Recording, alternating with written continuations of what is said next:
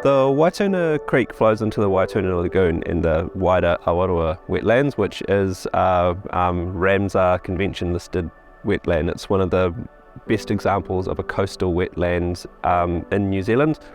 The problem is that Waituna Creek itself is it's quite degraded. It's being channelized to improve drainage off the surrounding farmland, and there is high nutrient loads going into it, and it doesn't have fantastic habitat for fish.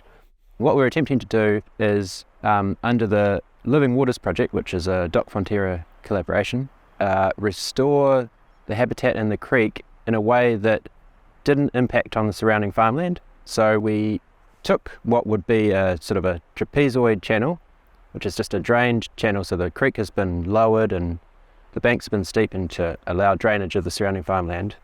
We opened those banks out and put in a two-stage channel and a bunch of really, really large logs that we pinned to the stream bed to try and create habitat for native fish in the area. And I guess the idea being that we've got this a working environment essentially. This is an agricultural catchment, and can we have our cake and eat it in some ways? There's a few fish species in there that are really highly valued, so longfin eel or longfin tuna and giant cockapoo.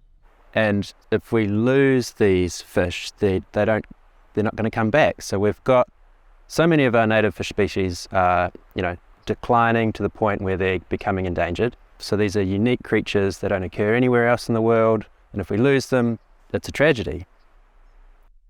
Back in the day, before they drained the catchment, it used to be a big, huge network of swamps, basically, of wetlands.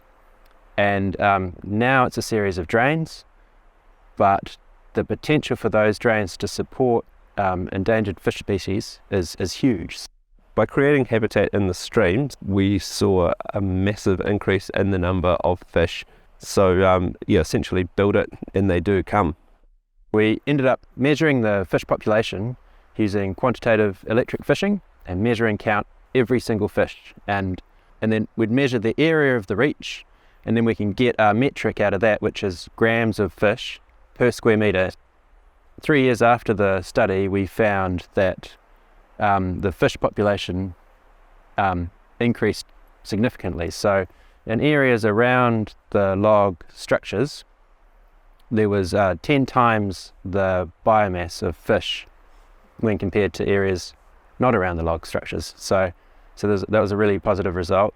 There was also about twice as many fish species in the areas immediately around the logs. And we found in one reach that we restored, we found giant cockapoo showing up for the first time. They hadn't been there in the 5 years that we'd monitored before we put the logs in. So 2022, there was Southland had a drought and the stream levels were incredibly low. So that means that a lot of the smaller, the tributaries that are coming into Waituna Creek had gone critically low. They couldn't hold, fish couldn't live in there anymore. And the stream levels, generally, even in the creek, were really low. But what we saw was that during those pretty stressful conditions, the habitat that we had put in there was a safe refuge for the fish, and we saw an incredible number of giant cockapoo living within these logs that we had put into the creeks. What we sort of discovered was that the restoration actions we took actually helped make that population more resilient to these large droughts, and we can expect more extreme events like that in the future under climate change. So there's just another reason to increase the habitat diversity in these areas. There were lots of people involved in this project. The main sort of driver of the project was DOC under the DOC Living Water Partnership, and they were just fantastic to work with. Te Marama were involved in helping out with some of the fishing work and the general sort of ideas behind the project. There was Fish and Game offered staff to help out with the project as well, and Environment Southland was involved, and the local landowner was really supportive of the project. All of those relationships were really positive. Everybody was really wanted to see this happen.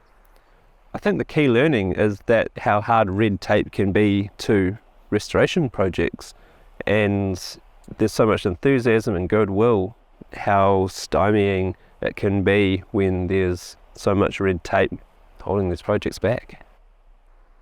There's a big pressure to keep managing these systems exactly as they have been managed for the last 100 years.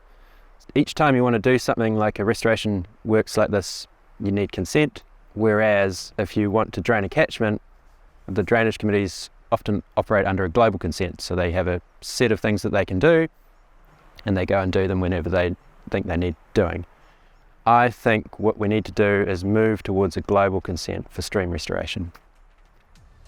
I hope that this study can sort of shine a light on how important these lowland areas are and the potential that they have to improve our fish populations nationally.